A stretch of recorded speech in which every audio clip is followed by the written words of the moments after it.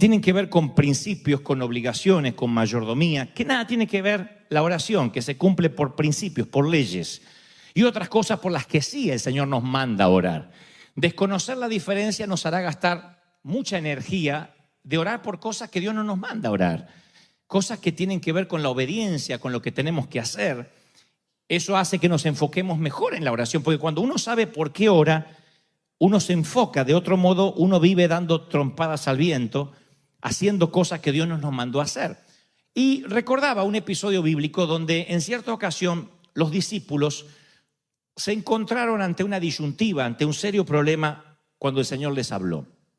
Jesús resucitó de los muertos, resucitó muertos, ha hecho unas cosas increíbles ante los ojos de los discípulos. Aquí Él no había resucitado todavía, Él en persona, pero sí había llamado a muertos desde la tumba, el caso de Lázaro, la hija de Jairo, el hijo de la viuda de Naín. Bueno, Él había hecho unos milagros que ellos, asombrados, habían quedado absortos. Y nunca veo que los discípulos le hayan dicho al Señor: Señor, ¿cuánta fe necesitamos para imitar o emular lo que tú has hecho o lo que estás haciendo? Ellos nunca piden fe, hasta tanto que Jesús les habla de las relaciones interpersonales. En el momento que Jesús le habla de cómo deben relacionarse con los demás, ellos se frustran y piden tener más fe. Si uno lee todo el episodio tal cual lo relata Lucas, parecería que Jesús cambia de tema arbitrariamente en lo que les está enseñando a los discípulos. Teniendo esto en cuenta, quiero que ustedes vayan conmigo al episodio donde el Señor está reunido con sus discípulos en Lucas 17 y le dice: si tu hermano pecare contra ti, repréndele, y si se arrepintiere, perdónale. Y si 7 veces al día pecare contra ti, y 7 veces al día volviere a ti diciendo: perdóname, me arrepiento, tú tienes que perdonarle. Allí los discípulos dicen, los apóstoles: Señor, aumentanos la fe. ¿No le dicen aumentanos la fe después de que lo ven calmar la tormenta? ¿No le piden más fe luego que lo ven resucitar a Lázaro? Dice: Señor, aumentanos la fe, porque queremos hacer esto el día que tú no estés con nosotros. Solo le piden al Señor: aumentanos la fe, cuando el Señor les dice: van a tener que perdonar no una vez, sino muchas veces. Y si viene todas las veces que venga, todas las veces les vas a tener que perdonar. Así ellos se frustran porque dicen: no, con la fe que tenemos no vamos a poder perdonar. Yo lo quiero ahorcar a no lo quiero perdonar. Yo quiero ahorcarla, ahogarla, no perdonarla. Así que es cuando se frustra, dice: no, hay que ser divino para perdonar. Hay que ser demasiado santo para perdonar 7 veces al día, y si 7 veces se arrepiente, perdonarle 7 veces. Aumentanos la fe. Y el Señor aquí da una lección magistral de lo que es la fe. La fe es algo que ya tenemos, y lo que no tenemos es la capacidad para saber usarla, que es algo muy diferente. Pero siempre creemos que hay que hacer oraciones del tipo: Señor, danos más fe. Mi fe es muy poquita. Jesús les responde, podía haberles dicho: bueno, ya que me piden más fe, se los voy a dar. Hagan una fila y de a 1 en 12 les voy a dar más fe. Podía haberle dicho: sí, ok, no había pensado en eso, tal vez necesitan una triple porción de fe. No, el Señor les dice: si tuviere fe como un grano de mostaza, que ustedes saben que es la más pequeña de las semillas, ustedes le podrían decir a este árbol, a este sicómoro: desarráigate y plántate en el mar, y el sicómoro o el árbol obedecería. O sea, pareciera como que Jesús no les contesta las preguntas. No les está diciendo: ustedes necesitan una fe más grande. Les está diciendo: ustedes, y lo mismo a nosotros esta mañana, no tienen un problema de fe, solo que no están usando la fe que ya tienen, no la están sabiendo usar. Si no, el Señor le hubiese dicho: ok, voy a darles más fe. Les dice: no, si ustedes pudieran usar esa fe, ordenarían al árbol que se mueva y se plante en el mar. Yo he oído predicar de este episodio y he escuchado a pastores decir que uno tiene que orar para que el sicómoro se desarraigue y se plante en el mar. Aunque no lo dicen explícitamente, he escuchado cosas como: ¿por qué no nos ponemos a orar para que Dios haga el milagro y para que nos cambie de lugar, para que nos dé una casa, para que sane la enfermedad? Vamos a orar. El Señor no habla de orar. Dice: si tú usaras la fe, ordenarías al árbol que se mueva. Está diciendo: ni siquiera le tienes que hablar al Padre acerca del árbol, le tienes que hablar al árbol acerca del Padre. ¿Estoy siendo claro, sí o no? Dice: si tuviera fe, ordenarías al árbol. El Señor le dice: eso es lo que yo he estado haciendo. Viento, aquíétate. Noten que Jesús nunca dijo: Padre, aquieta el viento, sino que le ordena al viento y el viento obedece. Le ordena a las olas que se detengan y las olas obedecen. Le dice a la muerte: Lázaro, sal fuera. Y Lázaro viene del más allá. O sea, lo que les estaba mostrando Jesús es: ustedes tienen una autoridad delegada y nada más tienen que usarla. No tienen que volver a orar para que se les vuelva a dar la autoridad. Ya está. Si yo soy el jefe de policía y convoco a oficiales, los uniformo, los envío a las calles a patrullar, y ese policía, uno de mis policías, ve que alguien pasa un semáforo en rojo, sería una torpeza que el policía venga a verme a mí y me diga: acabo de ver un automóvil cruzando en rojo y quiero que me dé autoridad para poder pararlo. Pero si yo te mandé, menso, esta mañana con la autoridad. Sí, pero no me animo, yo quiero que me reconfirme la autoridad. Sí, pero yo ya te la di. Sí, pero me la podría reconfirmar. Está bien, te reconfirmo la autoridad. Y se va otra vez el policía. Al rato me suena el celular: sí, jefe, sí, acá estoy con un auto que está pasando en rojo. En el nombre suyo, ¿lo puedo parar? ¿Qué parte de que tienes un uniforme y una placa y una autoridad delegada no te quedó claro? Esto parece una tontería o una nimiedad, pero el Señor dice: si ustedes tuvieran fe, le dirían al sicómoro. O sea, no tienes la necesidad de orar por más fe. Ahora, el diablo te hace creer que tu fe va y viene, que es débil, como si no pudieras manejarla ni sostenerla porque es intangible, no la puedes tocar. Entonces de allí es que decimos: hoy me levanté con poca fe, se me fue. Eso es como decir: hoy me levanté con menos pulmones. A menos que tengas un problema respiratorio, los pulmones siempre los tienes ahí. Hoy me levanté con menos corazón, ¿no? El corazón está allí. Y a menos que tengas un problema cardíaco, tú tienes que usar lo que ya tienes. Eso es lo que la Biblia refleja en el Nuevo Testamento. Y aquí quiero que me prestes atención, porque aquí es cuando parece que Jesús cambia de plática. Ustedes van a verlo, los que traen Biblia. Si no tienen Biblia, acérquense a un cristiano.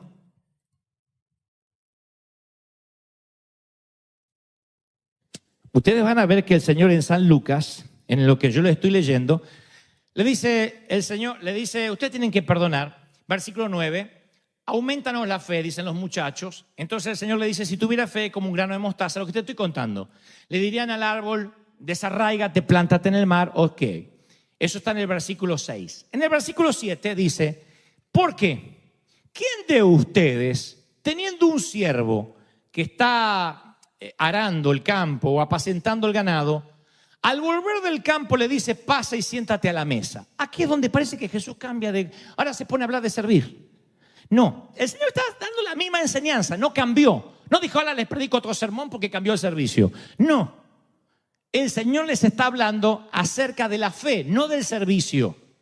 Y yo he oído que muchas veces se usa el deber del siervo, esta parte que el Señor habla de los siervos, para hablar de cómo uno debe servir. Y no está hablando de eso el Señor, sino de la fe, de cómo la fe opera. Dice: ¿quién de ustedes, teniendo un siervo que está en el campo, al volver del campo le dice: siéntate en la mesa? No, ustedes le dirán: prepárame algo para cenar, ponte el delantal, sírveme. Una vez que yo coma y beba, y después de esto comes y bebes tú, ¿acaso le da las gracias al siervo porque hizo lo que se le había mandado? No. Así también ustedes, cuando hagan lo que se les ordenó hacer, digan: siervo inútiles somos porque hemos hecho lo que debíamos hacer. ¿Por qué el Señor diría o se referiría a esta parábola de los siervos y diría: cuando hagas lo que tienes que hacer, dile: siervo inútil eres porque has hecho lo que se te pidió? No está hablando del servicio, sino puntualmente de la fe. Si la servidumbre y la esclavitud eran parte de la vida diaria, si tenías un esclavo en los tiempos de Oriente, esperabas que te sirva, no importa si estaba cansado. En el tiempo de Jesús los sirvientes no eran mimados ni chiqueados. En el tiempo de Jesús eran usados. Y no usar tu fe es como permitirle a tu esclavo que se siente en el sofá y se ponga a mirar TV. Hoy nos cuesta relacionar la parábola de la esclavitud porque no hay esclavitud en Occidente, gracias a Dios, en casi en ninguna parte del mundo ya. Pero en los tiempos de Jesús todos entendieron la metáfora. Si tú no usas la fe, en vez de fortalecerse la fe y se sienta a mirar televisión, los músculos se atrofian y se vuelve torpe. Entonces tienes que poner a trabajar tu fe de manera que el patrón lo hace con su esclavo. Dice el Señor, la fe es como un esclavo, es una metáfora, es algo que se te entregó. La pones a trabajar, le ordena que se ponga a trabajar y esa fe te va a servir. Así que el Señor compara la fe con la esclavitud. Dice, tú tienes un esclavo, úsala. Ordénale al sicómoro que se desarraigue y se plante en el mar. Tú tienes la misma fe que yo, dice el Señor. Que un evangelista, que un pastor o que un orador en una noche de milagros. Ahora yo pregunto, ¿cuántos hoy creen, asimilan que tienen fe? Levanten la mano como señalo que yo tengo fe. ¡Oh! Hicimos este ejercicio profético hace unos años, 2 años atrás. Si trajéramos a alguien de la morgue aquí, un muerto que todavía no huela muy mal, y lo pusiéramos en el medio, o lo que es peor, alguien se muriera hoy de un infarto, tu suegra, ¡pac!, cae ahí. Y está aquí tu suegra. Y yo preguntara, ejercicio profético, ¿cuántos creen que si oramos juntos, Dios es poderoso para resucitar a esta mujer? Hago la pregunta, ¿cuántos me dicen amén? Dice, sí, justo gracias a Dios se murió en la iglesia, o qué pena que se murió en la iglesia, dice ayer, no. Pero justo aquí podemos orar y Dios la va a resucitar. La pregunta es, ¿cuántos creen que si oramos Dios la puede resucitar? Ahora vamos más finito. Si yo dijera, ¿cuántos creen de que si yo ahora oro, el pastor va y ora, yo oro por ella y le ordeno que se despierte, ¿cuántos creen que va a resucitar? Ahora vamos más finito. Si yo digo, ¿cuántos creen de que si tú vienes, sales del asiento, vienes aquí y oras, la mujer va a resucitar? ¿Yo? Ahí es cuando decimos cosas como, bueno, yo es que no tengo la fe adecuada. Tengo fe, pero no la suficiente, no la que se necesita para un milagro.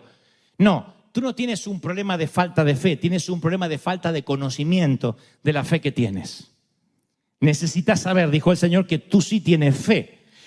Una vez me explicaron de que todo el mundo usa la fe natural. Usamos la fe natural. Para cruzar semáforos en verde, usamos la fe que el otro lado va a estar en rojo y podamos cruzar. Tenemos fe de que el otro va a parar. Tienes fe de que si subes a un tren debe haber un conductor, de que si subes a un barco hay alguien que sepa llevar el barco a destino. Para eso usamos lo que llama la fe humana. Ahora hay un segundo nivel que es la fe sobrenatural. Esa que decimos, bueno, pero de ahí a resucitar un muerto no sé si tengo fe. Sin embargo, el reino de Dios tiene que ver con cosas que no podemos percibir. Por ejemplo, tú tuviste que tener fe de que Cristo, aunque jamás lo viste de manera personal, hace más de 2000 años subió a la cruz por ti. ¿Lo crees por fe? ¿Sí o no? Tú levantas las manos y adoras a un Dios que no ves, que no sientes a veces, que no percibes. Sin embargo, por fe, tú adoras al Señor. Le cantas a alguien que no ves, le adoras a alguien que no ves. Nunca has visto el cielo, nunca viste el infierno. Tuviste que creer por fe de que fuiste perdonado. Tuviste que creer en cosas invisibles. Tuviste que creer que hay dones. Todo lo que hablamos aquí dentro de esta atmósfera es fe. No vemos, no tocamos, no olemos, pero tenemos fe de que Dios es real, ¿sí o no? Ahora presten atención a esto, porque parece una enseñanza compleja, pero termina siendo explosiva. Pablo le escribe a Roma y le dice, por la gracia que me es dada, a cada cual que está entre ustedes, ninguno se crea el tapón del océano, ninguno se tenga más alto concepto de sí mismo del que deba tener, aunque sea argentino. sino que piense de sí mismo con cordura, conforme a yo nunca hago esto, pero digan conmigo, para que no se lo olviden, la medida de fe que Dios repartió a cada uno. No dice conforme a una medida de fe, sino a la medida de fe. La mayoría pensamos que Dios reparte la fe en diferentes medidas. Un cucharón lleno a este y un gotero al otro. Ahí es cuando decimos, no, el quedante tiene más fe, yo no tengo fe. No, yo le voy a pedir a aquella hermana que cuando ora parece que tiene una fe, a mí me falta la fe. Sin embargo, Pablo dice la medida de fe. ¿Qué significa? Que todos tenemos la misma medida de fe. Algunos la saben usar, otros no la saben usar. Ahora tú dices, bueno, ¿y por qué el Señor dijo en su momento, esto lo dije alguna vez y lo repetiré, le dijo, cuando vio la fe del centurión, dijo, wow, nunca ni en Israel he hallado tanta fe. ¿Se acuerdan de ese episodio? Que dijo el centurión, solo di la palabra, y el Señor dijo, wow, nunca ni en Israel vi tanta fe. De allí que muchos dicen, ¿viste? El Señor dice que hay mucha fe, menos fe. No, hay un par de cosas involucradas aquí. Cuando esto ocurre, Jesús todavía no había subido a la cruz. Entonces estaba caminando todavía en el antiguo pacto, aunque Jesús estaba allí. Todavía no había cambiado de ley a gracia. Todavía los judíos tenían que seguir un montón de leyes para, según ellos, alcanzar salvación. Ahora Jesús erradicaría todo eso a partir de su sangre y diría luego, sencillamente, ahora no tienen que forzarse, no tienen que cumplir leyes para ser santos ni tener más fe. Él diría luego que la fe es un fruto. El fruto del Espíritu, de tener al Espíritu acá, es amor, gozo, paciencia, benignidad, bondad y, que alguien grite, y es un fruto. Gálatas 5:22 es el fruto del Espíritu. La fe es un fruto. El Espíritu Santo no vivía en los santos en el Antiguo Testamento, pero cuando naces de nuevo recibes la medida de la fe.